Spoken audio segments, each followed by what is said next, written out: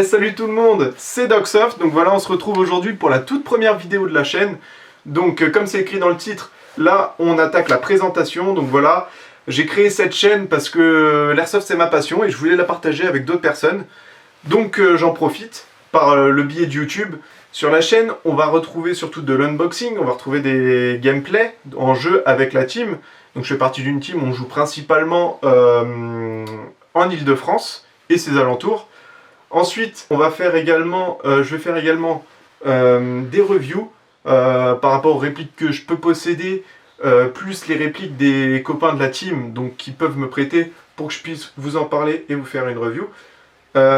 Également, on va retrouver de la mécanique airsoft, donc voilà, des montages de certains systèmes, comment faire ceci et cela, pour aider certaines personnes qui débutent et qui ne connaissent pas forcément certaines choses. Donc voilà, je dis pas que j'aurai la parole de Dieu et tout ça, hein, mais moi c'est comme je l'ai appris et comme je le fais. Donc voilà. Trêve de blabla, on se retrouve tout de suite pour la review de cette vidéo qui est du MK16L GBBR Open Bolt de chez WE qui est juste au-dessus là. Et voilà, allez ciao, à tout de suite. Bon voilà les gars, du coup là on se retrouve pour la présentation de la MK16L de chez WE, qui est un GBBR, bien évidemment. Donc voilà comment se présente la boîte telle que je l'ai reçue. Bon, bien évidemment bien emballée et tout, je l'ai commandé sur Airsoft Entrepôt, je l'ai payé 200 €. Aujourd'hui j'ai regardé sur Airsoft Entrepôt, elle n'est plus disponible, mais par contre sur d'autres sites comme Destockage Game, d'autres sites dans ce genre-là, elle est disponible, mais plus chère, bien évidemment. Là, aux alentours de 300 €, on la trouve sur le net. Donc, c'est un MK16L de chez WE Open Bolt. Donc, voilà comment se présente la boîte. Donc, quand on l'ouvre, j'ai été surpris, c'est bien emballé. Normalement, il y a un film plastique sur la réplique, sur le chargeur. Elle ne bouge pas. On préfère bien évidemment une boîte avec du papier mâché dans ce style-là ou de la mousse plutôt que du polystyrène, parce que le polystyrène, comme vous savez, ça en met un peu partout. On a des petites particules de polystyrène, c'est chiant à nettoyer. Donc voilà. Donc dedans, alors on retrouve un manuel en français d'utilisation, tous les différents descriptifs de la réplique, comment recharger le chargeur en gaz, comment introduire les billes. Donc voilà. Bon, c'est toujours bien de l'avoir, hein, on va dire. Et là, on a le manuel de la réplique, mais en japonais et en anglais. Donc voilà, avec bien évidemment un éclaté. C'est toujours bien de l'avoir pour savoir quand on a une pièce de rechange à chercher. Donc on va mettre ça de côté. Donc là, la réplique, on va la sortir de la boîte. On va la poser ici. Également le chargeur qui est vendu avec. Hop, on remet ça de côté. La SCAR. Donc, elle est vendue avec un seul chargeur. Donc c'est une réplique full metal. Full metal, qu'est-ce qu'on entend par là? Full metal, ça veut dire que toutes les pièces métalliques qui sont sur la vraie réplique, enfin la vraie arme, du coup, sont également dispositionnées pareil sur la réplique d'Airsoft.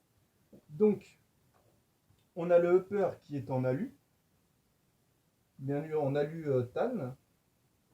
Donc, toute cette partie-là, on va avoir le cache-flamme, le canon interne, tout le bloc mobile, le upper, les organes de visée qui sont flip-up. Comme vous pouvez le voir, là, il faut juste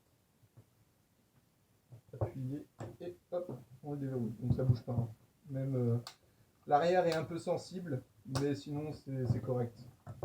Même si je sais que la plupart vont mettre un point rouge dessus. Hein. On est tous pareils.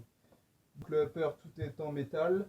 Organe de visée comme j'ai dit. On a un rail Picatinny sur le dessus en métal. Un rail Picatinny latéral des deux côtés, comme on peut le voir.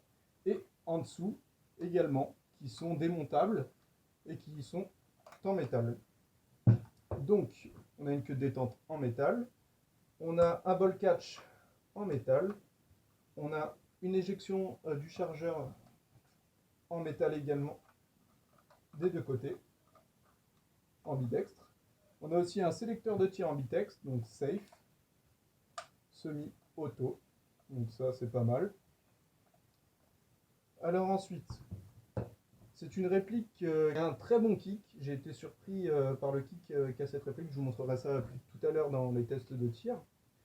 Donc, alors cette réplique, elle a également une crosse type SCAR réglable sur 6 positions. Hop, comme on peut voir, c'est marqué. Des deux côtés, hein, bien évidemment. Et on a également l'appui-joue réglable. Donc on peut le lever et le descendre. Bon, des fois c'est un peu dur, pas vous le cacher. Voilà. Donc pour armer la réplique, quand elle sera en sécurité, vu que c'est un GBBR, on ne pourra pas actionner l'arme. Donc là, vous voyez, hop, là, vu qu'il n'y a pas de gaz forcément, il n'y a aucune action. Donc voilà. Après, en sortie de boîte, c'est une réplique qui tire à environ au niveau des 40 mètres. 40 mètres précis, on va dire. Après, au-delà, ça sert à rien, c'est pas possible. Donc moi, quand je l'ai reçu, j'ai bien évidemment changé le canon. Canon interne, j'ai mis un canon 602 ATM de 250 mm avec un joint au peup GBBR Nightball type VSR10 violet. Donc grâce à ça, là, j'atteins les 50 mètres, 55 mètres, voire 60. Donc on verra tout à l'heure à combien elle passe au chronie. Tout dépendra du gaz. Là, on va passer au chargeur. Le chargeur, c'est un chargeur Real Cap de 30 billes. Donc, vous pouvez voir ceci, entièrement en métal, donc en tanne. Donc là, on va avoir la valve de remplissage du chargeur. Ce que j'aime beaucoup sur ces chargeurs, c'est qu'ils sont très faciles à remplir en métal. Alors, bougez pas, je vais vous montrer. Moi qui ai des chargeurs, un speedloader, tout ce qui est le plus classique, il y avait déjà en fait un adaptateur dessus. L'adaptateur va très bien pour remplir, vous allez voir, en le mettant comme ceci, et ben là, ça se remplit tout seul. Il y a des fois l'handicap en fait des GBBR parce que généralement les chargeurs on trouve pas de bons adaptateurs pour les remplir et du coup c'est une galère, il faut les remplir une bille par une bille, donc c'est chiant, je le conçois. Donc voilà. Pour le chargeur, en tout j'en ai 4, hein. J'en avais commandé 3 en plus et le prix du chargeur est aux alentours de 40 € sur le net, selon les sites où vous le commandez. Donc voilà, donc je vais faire un démontage sommaire de la réplique. Donc pour commencer, il faut enlever, je vais la mettre dans le bon sens, ce sera mieux. Il va falloir enlever la goupille qui est ici, qui maintient la réplique, enfin le lower. Hop, tac. Et là, il va falloir faire glisser en avant, comme ceci. Donc voilà, là on se retrouve avec le lower. Donc tout ça c'est en alliage, hein. Il y a juste le marteau qui est en métal, mais sinon tout le reste c'est de l'alliage. Donc voilà, hop, on va mettre ça de côté.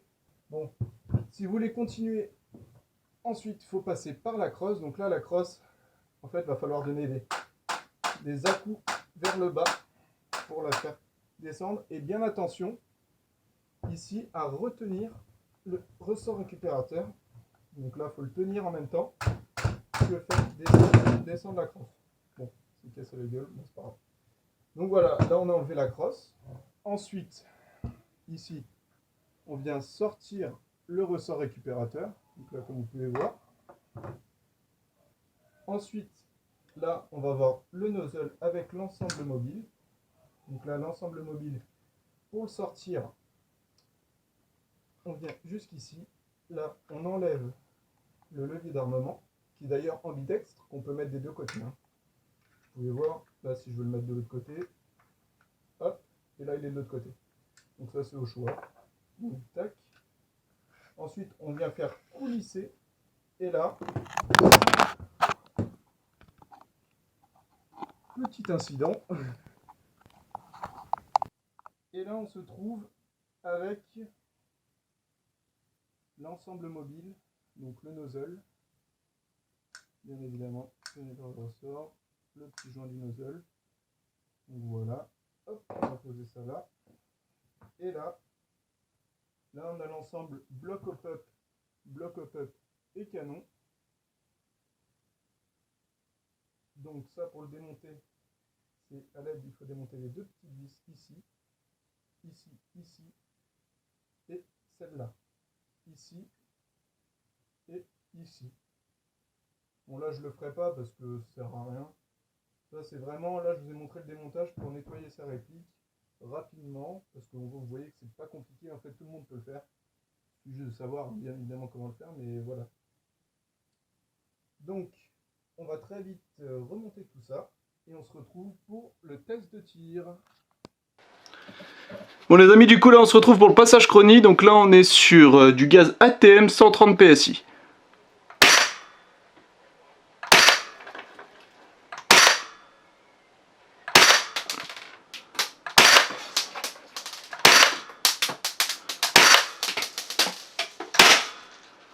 Donc voilà, on est aux alentours des 380 FPS. Et là, on passe au 110 PSI, de chez ATM également. Hop.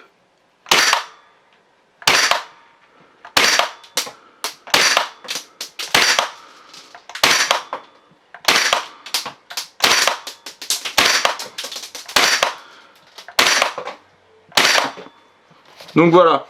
Donc on voit que quand le chargeur est plein, on est aux alentours des 370 FPS.